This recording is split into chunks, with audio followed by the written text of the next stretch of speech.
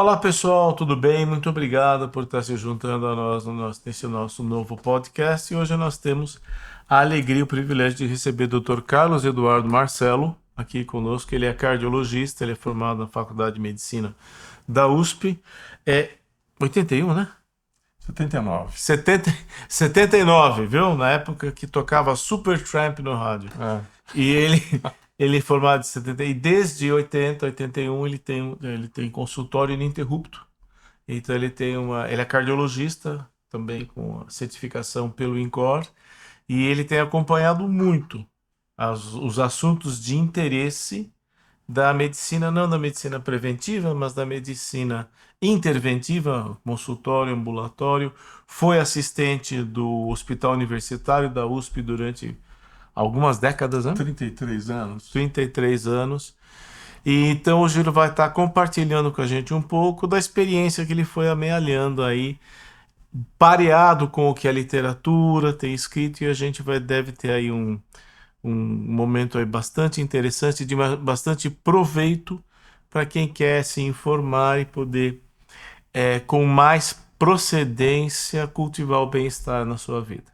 Bom, obrigado pela sua presença. Tá? Certamente aqui os seus mais de 40 anos de prática clínica têm muito proveito para as gerações que estão chegando, não só de médicos como de não médicos, né? Uma vez que o nosso objetivo aqui é o público geral. Tá?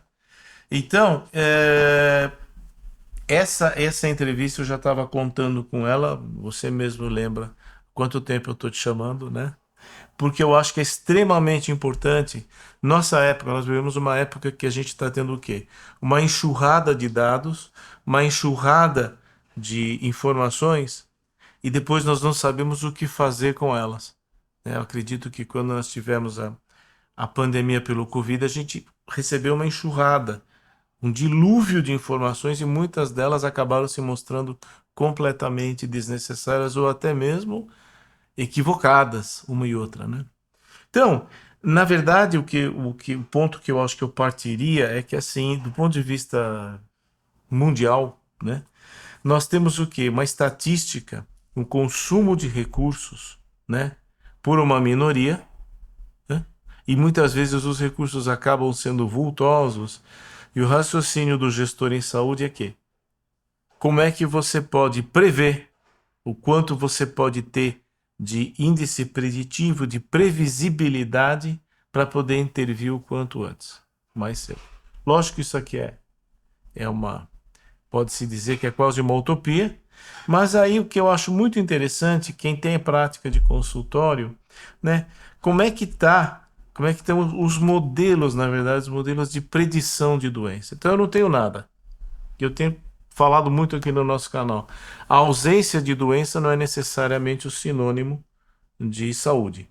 Mas, no caso da medicina de intervenção mesmo, né? Como é que você vê essas coisas aí, essa sofisticação que os exames passaram a ter, a sofisticação de critérios de inclusão? Como é que você percebe que isto teve mudanças? O que você vê de bom, o que você vê de ruim? Bom, eu tenho o viés do clínico geral. Então, apesar de eu ter grande interesse pela medicina de saúde pública, eu tenho uma visão que eu estou lá no meu consultório e aparece uma pessoa dizendo que quer fazer uma avaliação de saúde, o tal check-up, que alguns dizem que seria anual, embora não haja nenhuma base nisso. Pode ser a cada 2 anos. O fato é que a coisa mais importante durante o check-up da avaliação médica de saúde é a entrevista do médico com o paciente. Então, a gente tem que saber, primeiro, se ele tem algum sintoma atual, no momento. O indivíduo que vai fazer o check-up, espera-se que ele não tenha nenhum sintoma. Se ele tiver algum sintoma, aí o motivo da consulta não é o check-up, é o sintoma que ele apresenta.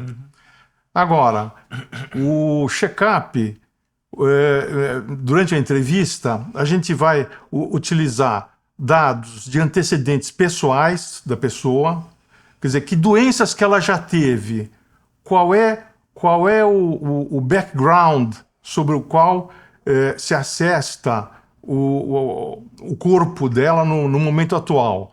Ela já teve alguma doença?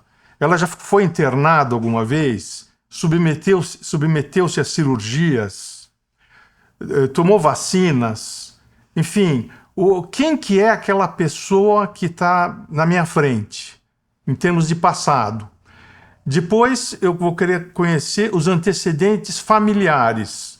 Então, principalmente parentes de primeiro grau, que é onde você obtém o maior grau de informação genética. Porque quando começa assim, não, o meu tio teve um infarte, o meu avô teve... Aí, quanto mais distante é o parente, a importância genética diminui. Então, a gente quer saber do pai, da mãe, dos irmãos dele, que tipo de doenças que eles tiveram. E, de um modo geral, é lógico, para quaisquer outras doenças, cânceres, se tem uma tendência na família repetitiva de vários cânceres, aí também tem algum valor. E, finalmente, os hábitos. Então, além de saber o background e a origem familiar, como é que esse cara trata o corpo dele? Porque aquela história quando a gente compra um produto, sempre tem lá no certificado de garantia, está escrito assim, olha, a garantia não é válida caso o produto não seja usado de forma adequada. É a mesma coisa, o hábito, o cara fuma, a pessoa bebe muito bebida alcoólica, usa algum tipo de droga, o camarada faz atividade física ou não faz, tomou as vacinas, que podem entrar também nesse item. Enfim, é para saber como a pessoa está cuidando do equipamento dela. E aí, depois, esse apanhado inicial, ele já dá um rastreamento do que eventualmente pode ser importante procurar em exames laboratoriais. E aí, o exame físico que se faz é uma coisa que às vezes se critica um pouco, porque é uma coisa gozada. Eu sou de uma era em que se aconselhava que todos os médicos deviam fazer, vai lá, tira uma história e faça um exame físico completo. Primeiro que essa história de exame físico completo, até onde vai o exame físico completo? Um exame físico completo pode demorar 3 horas e meia, se for fazer o neurológico, o otológico, oftalmológico. Então, pode até ser constrangedor. Pode ser constrangedor. Claro. Eu me lembro que quando eu me formei, eu chegava... Eu sempre tive consultas muito prolongadas. E eu me lembro que eu peguei doente, que já chegou a chegar para mim, mas doutor, quando vai acabar? Está muito comprido, doutor. Quer dizer, o camarada, às vezes o médico não olha para a cara do cara, não examina nada. Aí, o cara nem me olhou. Aí o outro faz muito, mas doutor, eu tenho compromisso, eu não posso ficar aqui a vida inteira. Excesso de amor. É muito... E aí, mas tem que fazer um exame... E essa história do exame físico tem essa coisa de você detectar... existe um risco de falsos positivos. De repente você vai descobrir uma coisa que era melhor deixar quieta, não inventa a moda. Então, por exemplo, eu já li editoriais e tal, criticando a ausculta de carótida, entendeu? Para ver se tem sopro na carótida. Existem certos exames que para o pulmão. Eu lembro que cortar um segundinho. Pode falar. Às vezes um ou outro ouvinte pode não saber exatamente o que é o sopro de carótida. O sopro de carótida. A carótida é uma artéria, são as 2 artérias que vêm aqui do lado do pescoço e que alimentam uma parte do nosso cérebro. E a aterosclerose, que é aquele processo que é o causador também de infarte ou de derrame, ela pode se assestar sobre a carótida. A carótida são 2 tubos com um revestimento interno sobre o qual pode se atestar uma degeneração, que chama aterosclerose. E quando vai havendo uma diminuição do calibre do vaso, o que acontece? O fluxo ele pode ficar turbilhonado e isso gera um ruído, que é o sopro. Então, o sopro... Aí você escuta no esteto. Com o estetoscópio, a gente pode ouvir um sopro carotídeo, que seria indicativo de uma estenose, de um estreitamento carotídeo. Agora, essa coisa de ficar descobrindo coisas assintomáticas, que geralmente as coisas assintomáticas, a chance de que elas levem a uma informação sobre a qual uma intervenção vai ser útil é menor. Você preocupa, você causa um falso alarme, enfim, é aquela história de procurar problema onde não tem. Uhum. Então, há uma certa crítica de você examinar de forma despretensiosa uma região do corpo na qual não está tendo nenhum sintoma.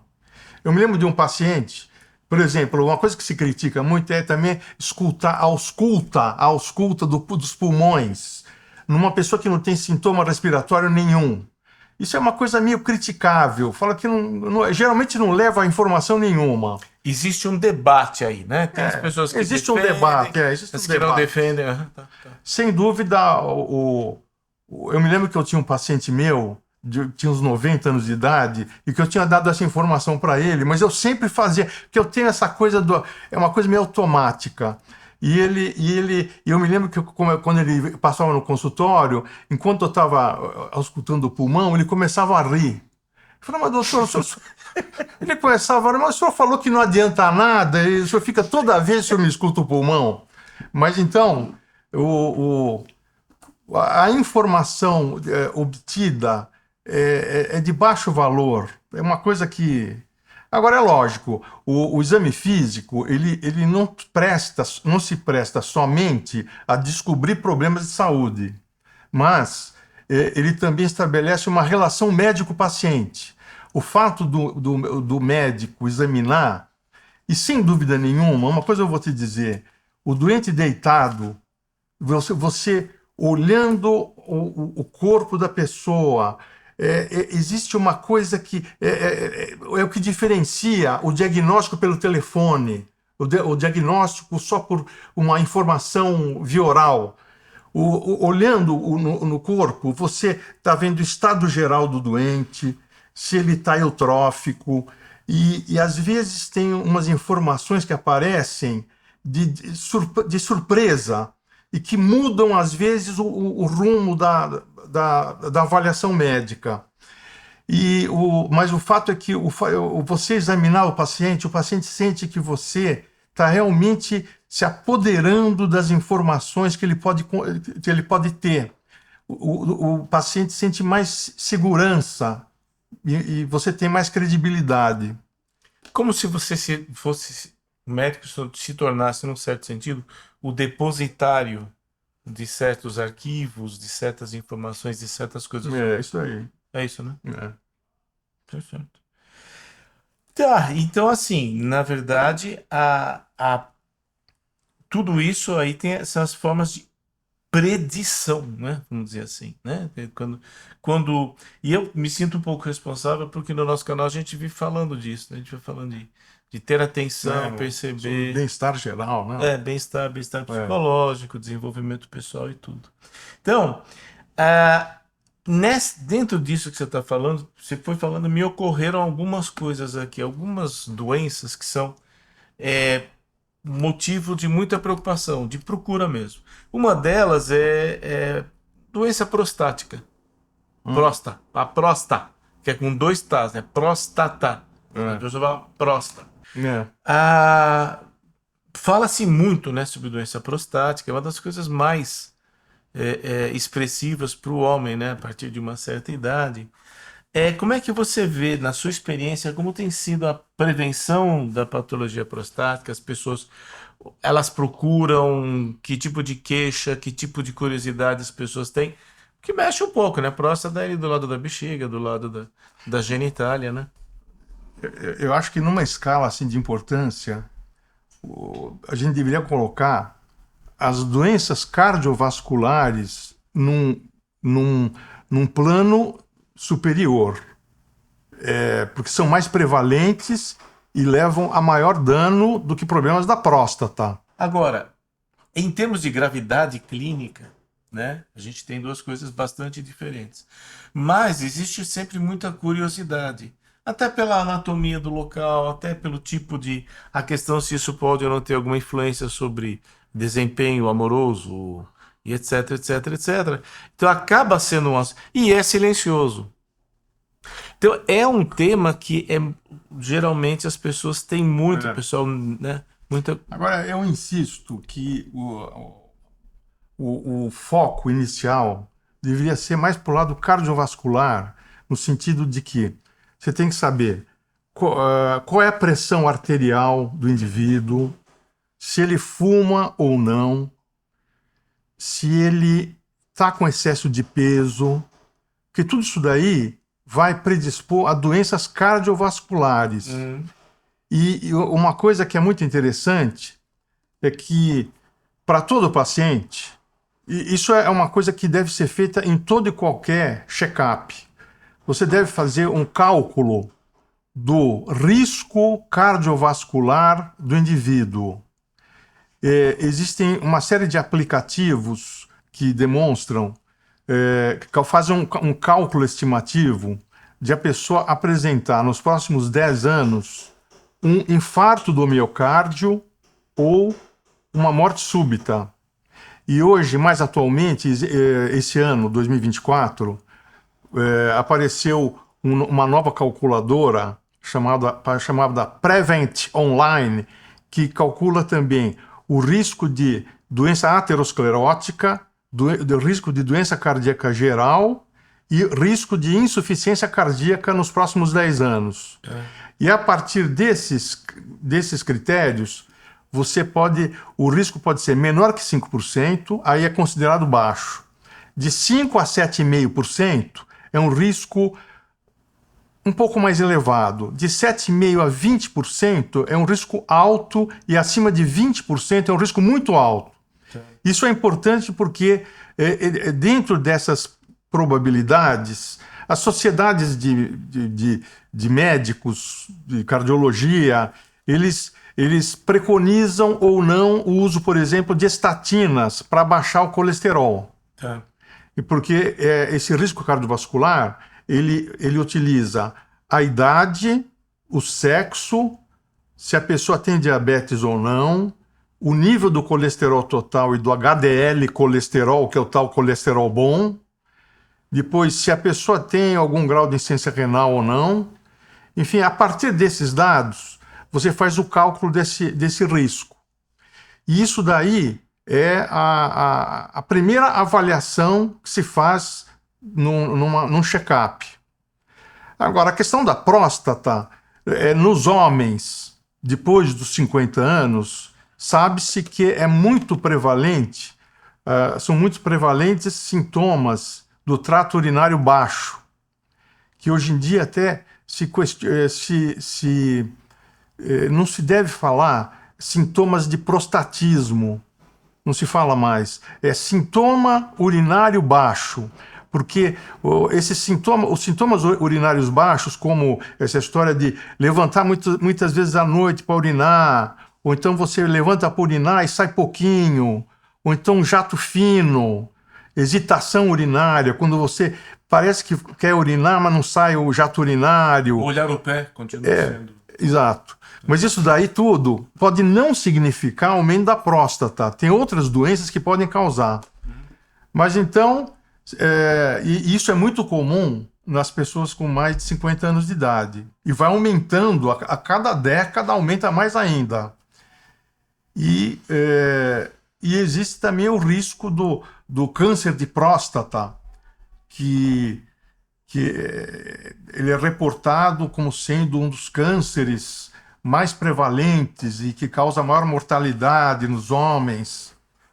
Mas o fato é que, e a partir dessa Agora, só te cortando um pouquinho. é, A questão, os riscos cardiovasculares continuam sendo infinitamente mais altos do que. infinitamente, Exato. Apesar do interesse que a próstata desperta. infinitamente. Aham. Inclusive, assim, a chance de um homem morrer de câncer de próstata é ao redor de 3%.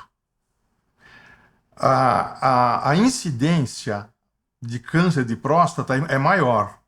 10% a 14% dos homens vão ter câncer da próstata, mas somente 3% é que morrem de câncer de próstata. E uma coisa que É um câncer, então, de uma letalidade relativamente baixa, sem menosprezar. sem menosprezar, Sem menosprezar. os urologistas Exato. podem ficar chateados. Não, os urologistas e os pacientes também, É. porque, puxa vida, eu perdi um tio de câncer de próstata, então. Mas assim, É que- então não é tão. Uma vez diagnosticado, a gente não tá. Tá. E agora, o que é interessante é que os grandes estudos que foram feitos nos últimos 25 anos, eles mostraram o seguinte, que aqueles que se submetem a check-ups de próstata anual a partir dos 50 anos, eles têm uma redução na mortalidade de 20 a 30%. Agora, o que significa 20 a 30%?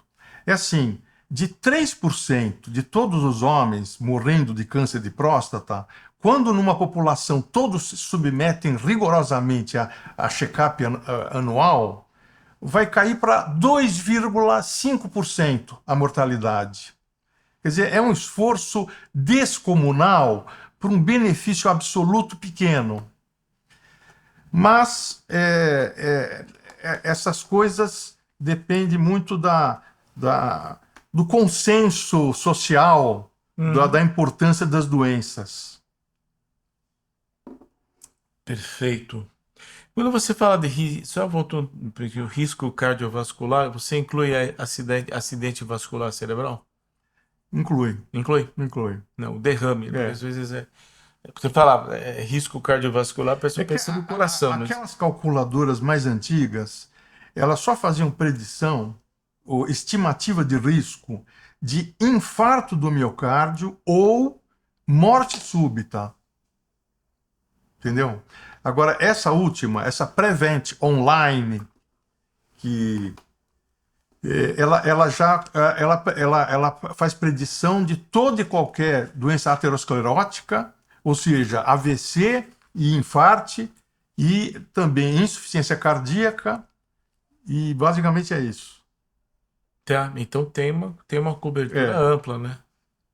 Tá. Perfeito. Agora, tem mais uma coisa aí, tem um outro assunto aí que tem sido tem estado muito em voga. O termo surgiu por causa da pesquisa em genética, né?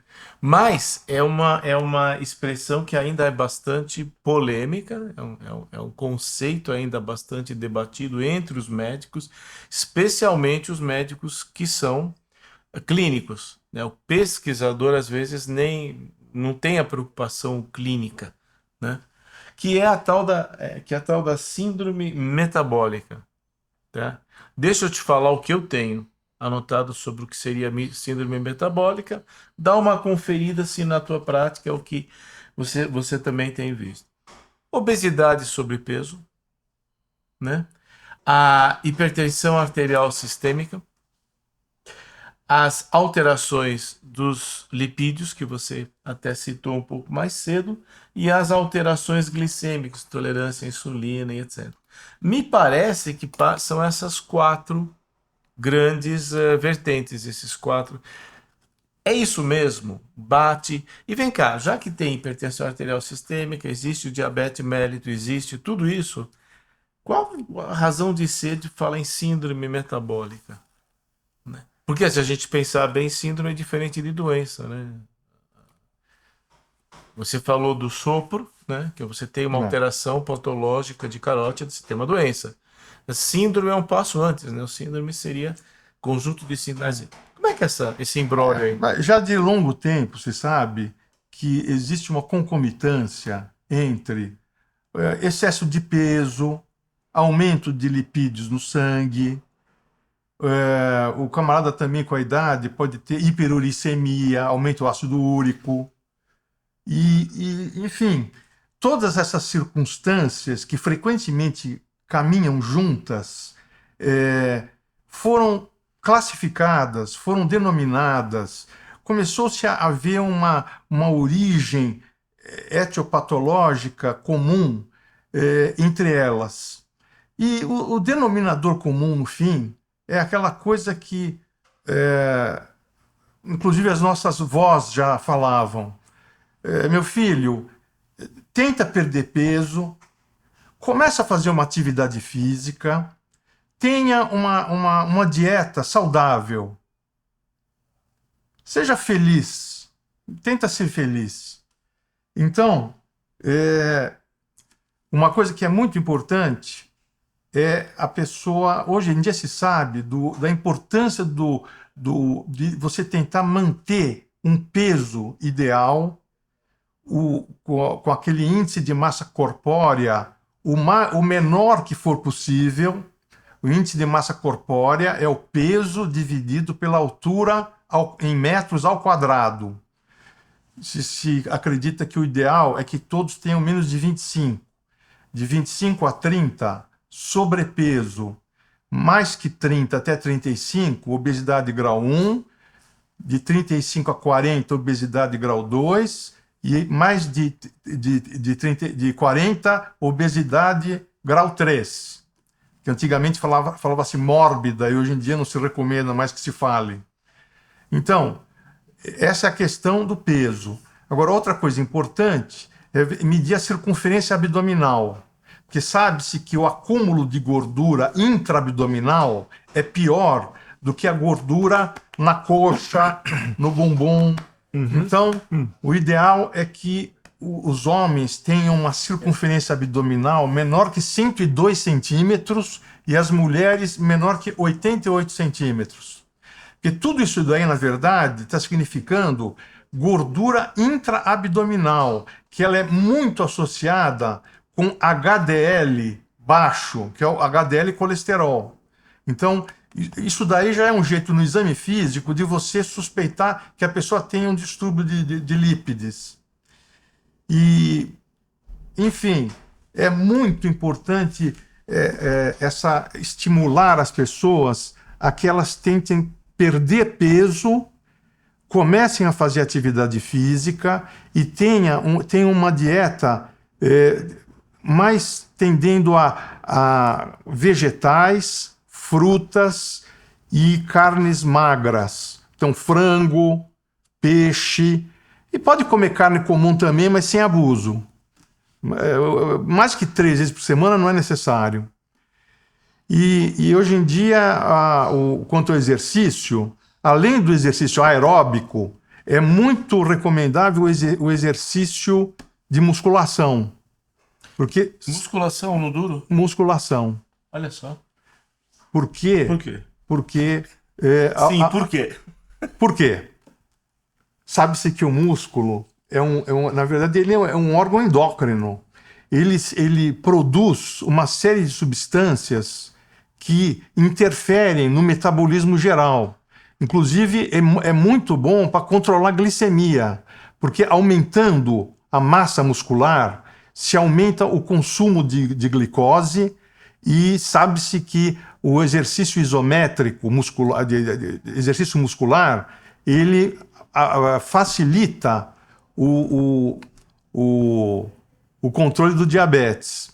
Além de que, você sabe que um grande problema da faixa geriátrica, a sarcopenia, Parece coisa de patologia. é um dos grandes problemas da faixa geriátrica. O velhinho, a tendência é a gente ir perdendo massa muscular no decorrer da vida. É impressionante, dos 50 aos 60, dos 60 aos 70, dos 70 aos 80, vai piorando a sarcopenia. E a sarcopenia tem alguma coisa a ver com o controle do corpo, com o equilíbrio. Então, o exercício de musculação, ele ajuda muito nisso daí. Não se deve se restringir ao exercício aeróbico. Aliás, o exercício aeróbico, até às vezes, ele faz a pessoa emagrecer, mas não aumenta a massa muscular. Uhum. E é interessante que aumente a massa muscular. Então, quando eu quiser que o idoso tenha uma aderência melhor ao que eu falo assim, o senhor está ficando sarcopênico. Sarcopenia. E não explica. Sarcopenia. Fala assim para ele, deixa. O senhor está perdendo a massa muscular. O senhor está sarcopênico, ele vai ficar. O velho, se for que nem o meu avô, ele vai. E sarcopenia é triste, viu? Porque inclusive também eu já vi... Recentemente eu vi uma senhora que ela tinha uma excelente saúde. Agora, ela não conseguia, Davi, ela tinha 80 anos, ela não conseguia sair da posição sentada para de pé, por causa da sarcopenia que ela tinha, fragilidade. Assim, ela só ficava dentro de casa, no sofá, não fazia atividade física nenhuma, olha a situação. Assim. Pessoal, na geriatria, o pessoal às vezes chama de fragilidade, frailty. Frailty. Frail elderly. Isso aí. Quem quiser dar um Google, dá lá frailty, fragilidade, elderly. Frailty. Aliás, tudo que nós estamos falando aqui pode dar um Google. Obviamente, a gente não pode, dependendo de onde você vai ler, a gente não pode se responsabilizar pela informação que você vai ler. Mas se vai nos sites mais sérios, as pessoas que você vê que tem mais engajamento, muitas vezes aí pode ser uma coisa interessante para o conhecimento geral de todos nós, né? Mas é muito interessante isso, porque até bem pouco tempo atrás costumava-se dizer que a modalidade de exercício que era benéfica para a saúde era o aeróbico. E a musculação era coisa Lembra no passado chamava halterofilista? Você falava que era halterofilista. Não, falava-se mal. Falava-se mal, né? E ainda mais que muitas vezes quem está querendo uma hipertrofia muscular, muitas vezes acaba enveredando pelo anabolizante, que tem riscos, tem lá seus cuidados a ser tomados. Então é interessante ter você redimir a musculação, né? Inclusive, isso é uma coisa interessante, porque na minha formação médica, inclusive, se falava muito mal do exercício isométrico, porque o exercício isométrico ele poderia aumentar a pressão arterial, e que o ideal mesmo era o exercício aeróbico. Mas hoje em dia não, Davi, isso já faz 25 anos, isso é antigo já. Quando você fala com professores de educação física, pessoas versadas em saúde, o exercício, a musculação, ela é tão importante quanto o aeróbico. Sim. E eu estou bem convencido disso. Fiquei bem convencido. Desde que eu arrumei uma personal trainer, né? Sei. Certo. E realmente, aí eu comecei a ler. Aliás, sobre isso tem até uma médica que ela é livre docente de cirurgia do HC, da FIMUSP, que ela faz um YouTube que chama Fala Lu. Muito bom. Essa moça, com 30 anos, até os 30 anos, ela nunca fez nenhum tipo de atividade física. Aí, aos 30 anos, ela começou a desenvolver prazer nisso daí. E ela começou a estudar muito. E nos vídeos dela, o que eu acho bacana, ela coloca tudo referência do PubMed. Tudo que ela fala é do PubMed. É bem referenciado. E lá você pode se ilustrar muito sobre as vantagens de todo tipo de exercício. Inclusive, essa moça, ela fez uma coisa que eu acho admirável, ela fez aquele Iron Man, ela fez uns 3 Iron Mans. Sabe o que é Iron Man? É uma espécie de um decátulo turbo, né? Ela corre 80 quilômetros, nada 8 quilômetros, Isso. em seguida ela faz 80 quilômetros de bicicleta, de corrida e uns 160 quilômetros de bicicleta. E ela já fez isso umas 7 vezes. Agora aí tá meio, né? Olha, é aquela coisa, né? Você tem entre a ausência da atividade, a atividade elevada a um extremo que pode começar a comprometer, você tem um meio termo ali, você tem um local que você. Não, e eu descobri que, além do Iron Man, tem o Ultraman, que é pior ainda que isso daí. Eu também acho que isso daí é um negócio que o corpo, se bem que recentemente existiu uma disputa da origem do homem, se bem que você que é bem versado nessas coisas, vamos ver aí. Mas Só não. por exemplo, eu sempre achei que a caminhada é a atividade física mais natural do ser humano, é a caminhada. E que correr, ficar correndo 1 hora e meia, 2 horas, não seria uma coisa natural. Hum. Acontece que tem uns estudos que saíram, inclusive acho que saiu na Nature, nas últimas 2 semanas, que os caras estavam investigando essa coisa do homem primitivo, o homem da época da caverna e tal.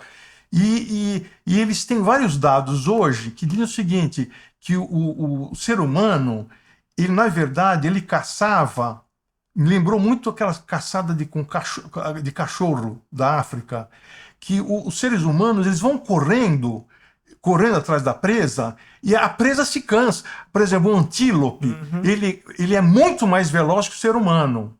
Mas o ser humano fala que eles ficavam correndo em grupos atrás, até o mamífero se cansar, e aí eles pegavam o bicho. E que isso daí, e que na verdade isso foi um modo de vida do ser humano. Então talvez correr não seja uma coisa tão anormal como eu sempre pensei. Eu tive a ocasião de testemunhar uma tribo, uma aldeia Yanomami, índio Yanomami de Roraima, 86. Tá? Era outro tempo, a aldeia desapareceu, muitos daqueles índios já faleceram, caçando anta. Anta é uma caça que eles gostam muito, que a carne, pro nosso paladar, a carne é horrorosa. Mas a anta pesa 200 quilos, então eles fornecem carne para a aldeia inteira. E a anta é um bicho cabeludo de caçar, porque ela pula na água e ela é muito ágil na água. Ela afunda, daí a pouco ela sai lá longe, 5 metros de distância. E os caras vão no remo, na raça, com o cachorro. O que acontece? O truque é o seguinte: vai em grupo. A anta é uma, os caçadores são vários. Você cansou? Você espera um pouquinho e deixa os outros darem perseguição. Depois que você recuperou, você vai e corre de novo. Daí o outro vai e descansa, até que você exaure o bicho. Isso acontece assim, hoje. Desde já. Desde já. Desde hoje. E, inclusive, esse treinamento que você faz de condicionamento e de aeróbico, que você corre um pouco anda, depois dá outro disparo, anda, você vai variando a velocidade, você vai variando a inclinação. Essa aventura neolítica, ela tem É treinamento de alta intensidade, né, que eles falam. E é o que os caras faziam se eles queriam comer. Então, você imagina, devia ser muito bom, porque se o cara não conseguisse pegar o bicho, ele também não comia. Então, devia ser de altíssimo. A motivação devia ser altíssima. Olha, até uma sugestão, o Dr. Davi Wilson, ele é muito versado em os animais. Vocês já ouviram falar disso, né? Tudo que for cordado para cima, Dr. Davi Wilson entende tudo. Você devia fazer uma live sobre perguntas ao vivo de espectadores, perguntando sobre a vida dos animais e tal. É uma grande fonte de conhecimento. Sei.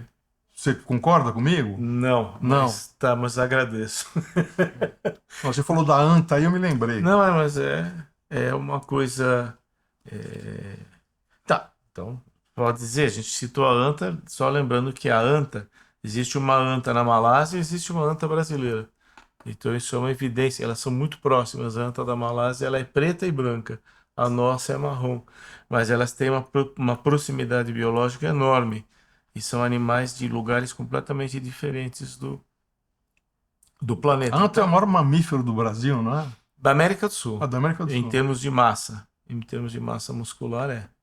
Tanto que tinha lá uns europeus que diziam que os ares da América do Sul eram tóxicos.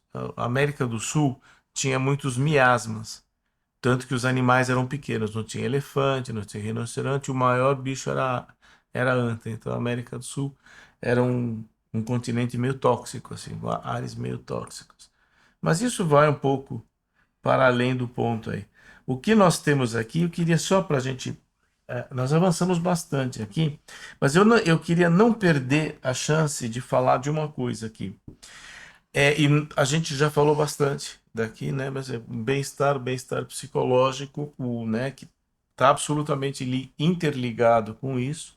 É óbvio que a medicina, as ciências de saúde começam a endossar modalidades de exercício, é extremamente alentador, né? Porque melhora muito a possibilidade de você zelar pela sua saúde e não necessariamente recorrendo a estratégias curativas, mas às vezes estratégias preventivas. O ponto que eu queria chegar é o seguinte: em alguns casos a gente vê que o zelo pela saúde e o horror à doença, o horror à morte, né, atingem níveis muito grandes dentro da vida da pessoa. E eu não estou me referindo aqui ao clássico hipocondríaco, a hipocondria, a pessoa que cisma que tem uma doença lá onde não tem. Isso geralmente vai ficando no campo da psicologia, no campo da psiquiatria. Mas eu estou falando aqui do healthy, os ingleses falam healthy well, Hum. healthy interested. Os que estão bem, mas são preocupados com sua saúde. Qual é o ponto aí, na sua experiência, que você certamente recomendou essa medicina de hábitos aí para muitos pacientes seus? Na sua experiência, qual é o ponto em que ou uma prática de exercícios, uma correção alimentar, esse tipo de coisa, qual é o ponto em que deixa de ser um hábito benéfico e começa a se transformar num estresse? Você saberia intuir a partir dos seus casos, né? Da sua experiência. Eu nunca conheci uma pessoa que tenha se engajado no excesso de atividade física que eu pudesse classificar como não saudável. Eu Não é acho que é a mais sua comum, experiência, o tá? mais comum é o outro, né? É a pessoa que não faz exercício. Tá. Então, se a gente tivesse que elencar aqui. Agora, você começou a perguntar de uma forma é, que eu achei que você ia falar até que ponto a, a eu gosto muito desse livro aqui, ó. Você ouviu falar desse livro?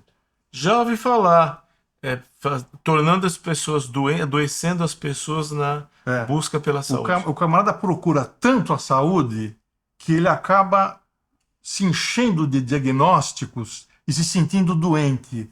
Porque às vezes, porque a responsabilidade de um médico num check-up é muito importante, porque uma coisa é um paciente que vai te procurar porque ele está se sentindo mal, ele está tendo um problema, ele quer uma ajuda. Agora, um camarada que ele está bem e vai te procurar, você tem muita responsabilidade em achar uma coisa nele e torná-lo um doente.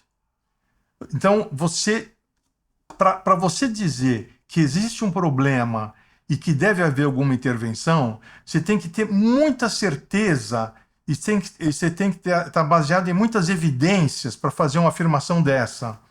Porque senão, Desculpa, qual a afirmação? Desculpa, só para a gente a localizar aqui. afirmação de que ele tem um problema, que Tá ele tem ok. uma doença. Tá ok. Falava-se assim, antigamente a gente ia no médico, falava, doutor, eu tô com um problema.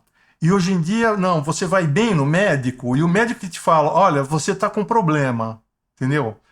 E isso daí você tem que ser muito responsável, porque você pode acabar sugerindo uma série de intervenções e toda intervenção tem um potencial de dano. A intervenção, você prescrever remédio para colesterol, prescrever remédio para pressão. Isso não é uma coisa inócua, é uma coisa que pode ter suas complicações. Então você tem que ter muita certeza daquilo que você está detectando, porque a pessoa está bem e ela está assintomática. E, na verdade, a medicina, na minha opinião, ela é muito perigosa. É uma faca de dois gumes. Quando você está muito mal mesmo, está sentindo uma coisa, você está muito mal, não tem melhor lugar onde você pode ir que não seja um pronto-socorro. Agora, quando você está bem, é melhor você ir num médico que você confia mesmo, porque a capacidade de médicos criarem um problema maior do que você tem não é pequeno. Você acha isso também, Davi? Olha, eu acho que assim, a primeira coisa que eu digo, sempre digo em defesa dos colegas, que eu acho que a maioria absoluta dos colegas faz um trabalho extremamente relevante, Sem dúvida. né? Isso é muito importante. E a princípio também não há ninguém ali tendo a intenção de achar chifre em cavalo, né? Mas o gerenciamento, e essa é inclusive a razão do nosso podcast aqui, é uma certa sabedoria no gerenciamento do que eu chamaria de informação biológica. Informação biológica, né? Porque exatamente toda aquela conversa que a gente conhece desde a década de 70, o papel do doente, não sei o quê, a morte como ofício, toda aquela coisa que a gente tinha no passado, realmente recai não só sobre o médico, sobre o profissional de saúde, né? Eu acho que, por exemplo, transtornos mentais nas mãos do psicólogo. Nós vemos aí dentistas que muitas vezes nos deixam altamente estressados na cadeira e um dentista que nos tranquiliza e o procedimento é basicamente o mesmo, né? E é preciso muita sabedoria mesmo, é preciso muito equilíbrio na dispensação da informação e na recomendação de conduta. Isso é ponto pacífico, né? Isso aí. E aí a gente entra em todas as questões que envolvem, né, a prática médica e tudo, né? Isso tudo para dizer assim que, de fato, ser profissional na área de saúde não é simples, sob esse aspecto não é simples, né? E essa é uma preocupação muitas vezes quando a gente tem a gestão em saúde excessivamente voltada ou gerida por mãos que desconhecem muitas vezes ou não têm experiência, né, do que isso pode induzir ou não, né? Mas eu acho que tanto que nós estamos aqui exatamente porque esse volume de informação às vezes pode ser estressante e desorientador. Inclusive, sobre esse tema também, uma coisa que eu pensei em falar também é que existem 3 campanhas médicas nos Estados Unidos, mas que se disseminaram no mundo inteiro. Não sei se você já ouviu falar do Less is More.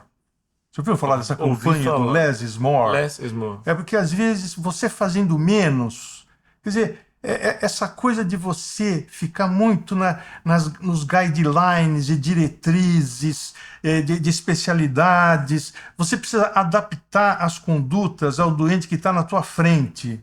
As pessoas que estão procurando, que vêm te procurar, elas têm uma característica única. Elas são particulares, elas não são gerais. Diretrizes lidam com rebanhos de pessoas e a pessoa que está na tua frente é uma pessoa única. Então, e às vezes excesso de exames, excesso de procuras e buscas levam a complicações. E o pior é que essas complicações de muito exame, às vezes elas são desculpadas, dizendo assim, a gente encontrou isso daí, aí teve que operar para ver o que era. Achou um nódulo na suprarrenal. Pois não deu para afastar, teve que fazer uma laparotomia e tirar esse nódulo. Aí depois você vê que o nódulo é benigno. Mas infelizmente, que azar, teve uma complicação na laparotomia. E agora a pessoa, enfim, pode ter muitas evoluções. Mas o fato é que O Less is More é uma campanha que é muito bem fazeja. E outra é o Choosing Wisely. Diversas sociedades americanas de especialidades, eles colocam que tipo de exame que a gente tem que fazer em determinadas circunstâncias. Um dos que mais me chama a atenção é o tal dor nas costas, a lombalgia. Na lombalgia, uma recomendação de sociedades médicas, ortopedia, reumatologia, você não deve fazer uma tomografia em menos de 45 dias. Você tem que tratar a clínica. Se não houver nenhum sintoma ou sinal de gravidade, tipo febre ou comprometimento nervoso no membro inferior, Perda motora, sinal localizatório. foi uma dor lombar pura, você deve tratar com medicamentos simples, manobras fisioterapêuticas locais, e somente se dali 30 dias a 45 dias não tiver melhora, é aí que você tem que pedir uma tomografia. Agora, realmente, hoje em dia, além de pedir muito rápido o exame de radiografia, existe uma pressão do paciente também. Aí você vai ter que saber negociar com o paciente isso daí.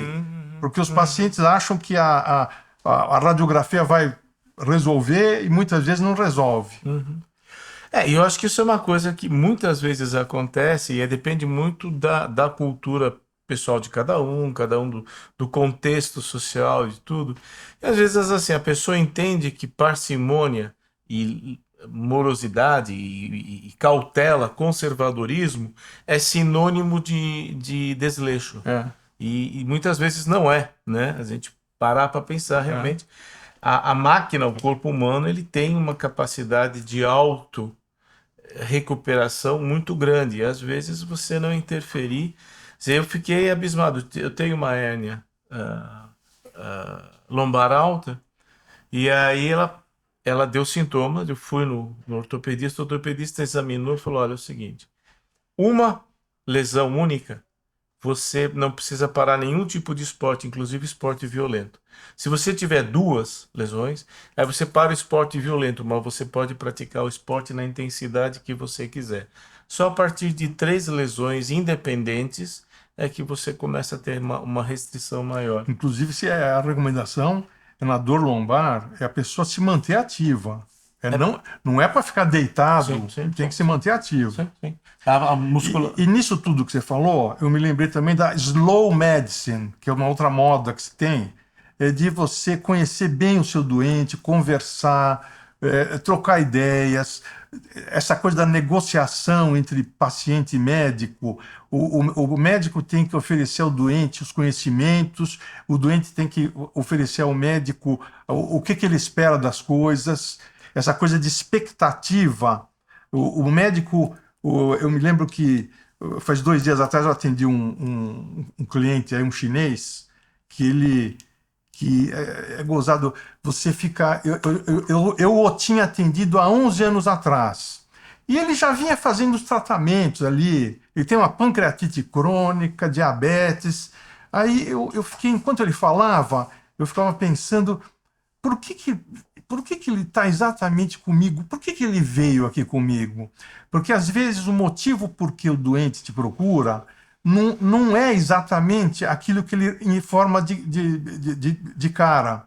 Ele pode dar uma informação, mas aí no decurso de uma conversa mais prolongada, você começa a perceber os detalhes do que para ele é importante. E eu acho que isso daí é muito importante para você tentar ajustar o que o paciente precisa ao que você pode oferecer. E também uma coisa que é inescapável é assim, na minha opinião, não existe o melhor médico do mundo. Eu acho assim, o médico ele é bom para tem certos pacientes com os quais você se dá melhor e vice-versa também. Então, eu não serei o melhor médico do mundo para todo e qualquer paciente, eu tenho certeza disso. Mas eu acho que com uma conversa mais prolongada, tentando entender melhor os motivos do doente, a chance de que você tenha um resultado positivo é maior. É interessante isso porque você já recebeu, que eu já visto acontecer da parte de colegas, você ser considerado um gold standard. Lembra disso, não? Gold standard. Você era um gold standard De quem? Colegas nossos, colegas aí. Então, uma admiração muito grande. E agora, claro, né? Você não precisa ser o número 1 para ser o melhor, você não precisa ser bom para todos para ser bom. E principalmente, uma coisa que foi falada aqui, que bate muito com o que a gente sempre fala sobre o bem-estar. O importante no bem-estar e nas ciências de saúde é você focar na singularidade e não Focar na singularidade. no volume, na singularidade do sintoma, na singularidade da relação do paciente com o sintoma, na singularidade da sua relação com o diagnóstico, porque também, né, tem todo esse contexto. O que eu ia sugerir é o seguinte, para o nosso, quem está acompanhando a gente aí, vamos deixar por escrito os 3 termos. O último foi slow medicine, wisdom, né? Wisely, como é que é? Choosing wisely. Choosing wisely. Choosing wisely. Slow medicine. Slow medicine. E o outro? Foram 4. Bom, mas tá no vídeo, a gente acha. Aí a gente deixa por escrito aqui. Less is more. Less is more, né? E você pode pesquisar no Google, você pode se aprofundar um pouco nos temas. Isso pode ajudar muito você, que eventualmente não é da área de saúde, ou você que é da área de saúde, você vai procurar buscar um tratamento, você vai às vezes melhora muito a sua visão, que é uma coisa que a gente tem muito pouco aí disponível culturalmente. Procure conhecer um pouco mais sobre para que lado que a saúde está indo, para que lado que os tratamentos medicamentosos estão indo, o que os profissionais que trabalham seriamente com isso, como é que eles têm visto a evolução das coisas. Pode ser uma experiência muito legal para você, pode melhorar muito a sua relação com o seu psicólogo, médico, psiquiatra, ortopedista, dermatologista, oftalmologista e por aí afora, tá? Dr. Carlos, eu agradeço de coração. Eu acho que nós tivemos aqui uma oportunidade, foi muito bacana da sua parte aí, dividir um pouco da sua experiência, que não é pequena, né? Como nós já falamos. E como é que a turma faz para entrar em contato com você? No Instagram, @carlosmarcelo com 2 L's. Escreve igualzinho ao chefe mafioso que tentou dar fim do John Kennedy. Carlos Marcelo, esse é o seu? Instagram. Tem mais alguma rede social? Tem mais alguma forma de contato? As pessoas podem... O e-mail pode ser? carlosmarcelo com 2 L's, @hotmail.com. Aí também você pode procurar Carlos Marcelo no Google, vai ver quem foi. O outro Carlos Marcelo. Não, até que o meu nome aparece sempre no Google, viu? Se digitar inteiro, aparece. Aparece, né? Sempre no Google. É. O Carlos Marcelo americano. Não. Olha, Dr. Carlos, muito obrigado mesmo, tá? E vamos... Caso o pessoal deve se manifestar aqui no podcast, eu te passo também, se vocês quiserem encaminhar para cá, a gente encaminha para ele dar sequência aí no contato, tá bom? Muito obrigado a todos aí, gostei do seu... O que é isso aqui mesmo? iPad. Um iPad. Mas olha, a pesquisa tem... Tem Carlos Eduardo, mas tira o Eduardo, porque Carlos Marcelo, vocês vão ver o que aparece. Tá, já, gente. Muito obrigado, Carlos. Obrigado.